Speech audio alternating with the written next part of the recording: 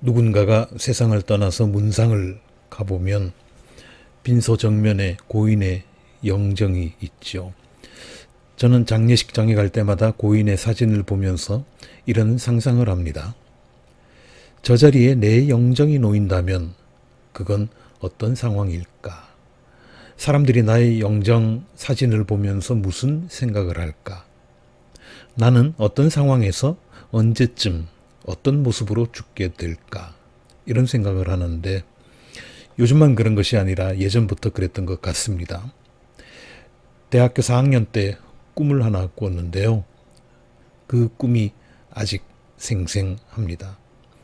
무슨 내용인가 하면 제가 머리가 허연 노인이 돼서 회색 양복을 입고 어느 언덕에서 산책을 하는 꿈이었습니다.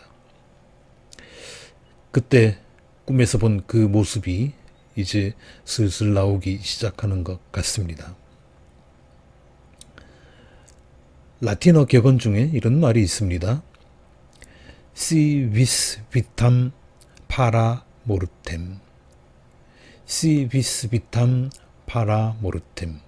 무슨 말인가 하면 삶을 원하거든 죽음을 준비하라. 삶을 원하거든 죽음을 준비하라. 그런 뜻입니다. 죽음을 잘 준비하는 사람이 이 생에서도 잘 살 수 있습니다. 가톨릭 교회의 사제들은요, 세상을 떠나면 대개 성직자 묘역에 묻히는데 대구 남산동에 가면 대구교구 성직자 묘역이 있습니다. 거기 가보면 대문처럼 생긴 입구에 이런 글이 적혀 있습니다. 이것도 라틴어인데요. 호디에 미히 크라스 티비. 호디에 미히 크라스 티비. 오늘은 나에게, 내일은 너에게. 이런 뜻입니다. 이 글귀는 거기뿐만 아니라 세계 곳곳에서 어렵지 않게 찾아볼 수 있습니다. 대개 묘지에 적혀 있죠. 묘지를 찾는 사람들한테 교훈을 주기 위한 것이겠죠. 까불지 마. 너희도 언젠가는 다 여기 오게 될 거야. 그런 뜻 아니겠습니까? 우리가 학교에서든지 가정에서든지 귀에 못이 박히도록 듣는 말이 있습니다. 어른을 공경해라 하는 건데 어느 종교를 막론하고 종교에서도 아주 중요하게 가르치는 덕목입니다. 그런데 이게 가르친다고 되는 일이면 얼마나 좋겠습니까? 부모를 공경해라, 노인을 존중해라. 이거 몰라서 그런 말을 못 들어서 못하는 게 아니잖아요. 그러면 뭐가 문제겠습니까? 제가 생각할 때 마인드의 문제입니다. 마인드예요. 공감 능력이 있어야 된다는 겁니다. 언젠가는 나도 늙는다. 그런 생각을 하면 자연스럽게 하지 말라고 해도 어른 앞에서는 옷깃을 여미게 될 겁니다. 그런데 젊은 사람들이 그걸 인정한다는 거 말처럼 쉽지가 않습니다. 젊을 때는 다 자기가 천년만년 늙지 않을 것 같지요. 영원히 젊은 채로 있을 것이다. 자기도 모르게 그런 착각 속에서 삽니다. 예전에 유명했던 가수죠. 서유석 씨가 이런 노래를 부릅디다. 너는 늙어봤냐? 나는 젊어봤단다. 그런 노래인데 저작권 때문에 들려드리지는 못하겠습니다. 그러고 보니까 이 양반도 벌써 75이네요.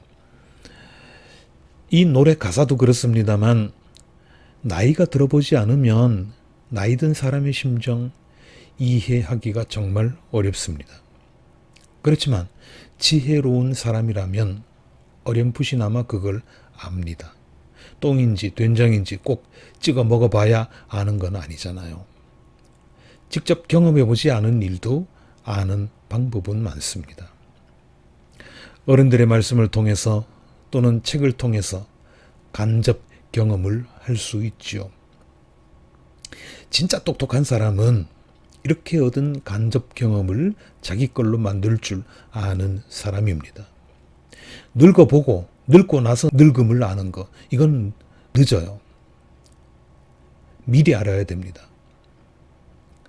젊었을 때부터 노인의 마음에 공감할 줄 아는 능력을 키워야 된다는 겁니다.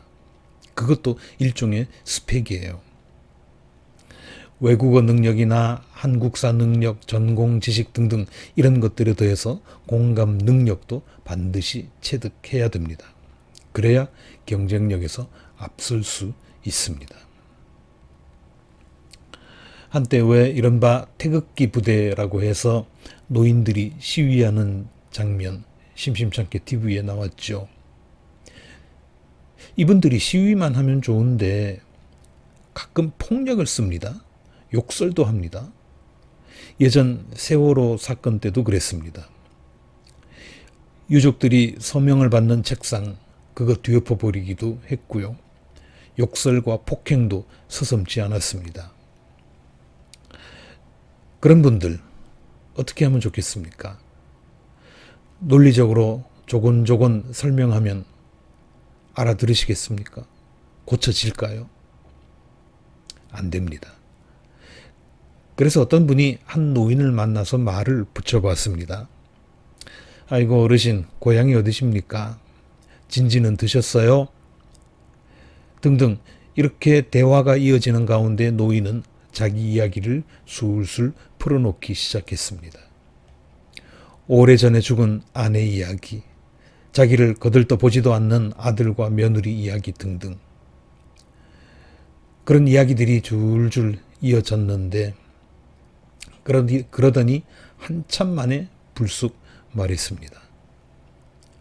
내가 아까 그 아이 엄마들한테 세월호 유가족들을 말하는 거죠.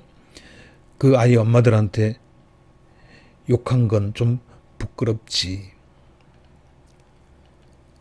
그렇게 말했답니다. 자, 뭐가 됐든 우리는 노인들의 잘못을 지적하는 것, 그건 잘합니다. 그렇지만 그분들의 마음을 이해하려고 노력을 기울이는 것, 그건 잘 못해요. 요즘도 그런 게 있는지 모르겠습니다만 예전에 노인들이 밖에 나가서 옥매트니 자석팔찌니 건강식품이니 그런 것들을 비싼 값에 사오는 경우가 많았죠. 그러면 자식들은 쓸데없는 거 사왔다고 핀잔을 줍니다. 노인들이 왜 그러겠어요? 거기 가면 비록 사기성이 농후한 장사꾼들이기는 하지만 그 사람들은 자기를 알아주거든요. 입에 발린 소리이기는 하겠지만 인정해 주거든요. 그래서 마음을 여는 겁니다. 지갑도 열고요. 여러분은 어떻습니까? 노인들과 어른들과 잘 지내십니까? 그렇다면 다행입니다만 만일 그렇지 않은 분이 계시다면 한 가지만 당부합니다. 노인들을 가르치려고 하지 마십시오. 그거 안 됩니다. 설득하려고도 하지 마십시오. 그것도 안 됩니다. 전혀 불필요한 일일 뿐만 아니라 효과도 없습니다. 전혀 없습니다. 그러면 어떻게 하는 것이 좋겠습니까? 좀 어렵기는 하겠지만 이렇게 한번 해보십시오. 노인이 무슨 말을 하든지 무슨 행동을 하든지 일단은 공감을 해드리는 거예요. 아, 그러셨어요. 그렇게 마음이 불편하셨어요. 그러실 수밖에 없었겠네요. 이런 식으로 말하면 노인은 조금씩 마음을 열기 시작합니다. 저거 내 편인 거야? 이런 마음이 듭니다. 그렇다고 그분들이 금방 변할 거라고 섣부른 기대는 하지 마시고요. 일단은 그렇게 해보십시오. 그러면 대하기가 훨씬 편해집니다. 쉽지는 않을 거예요. 그렇지만 한두 번 해보시면 노하우가 생길 겁니다. 의외의 효과가 나타날 수도 있습니다.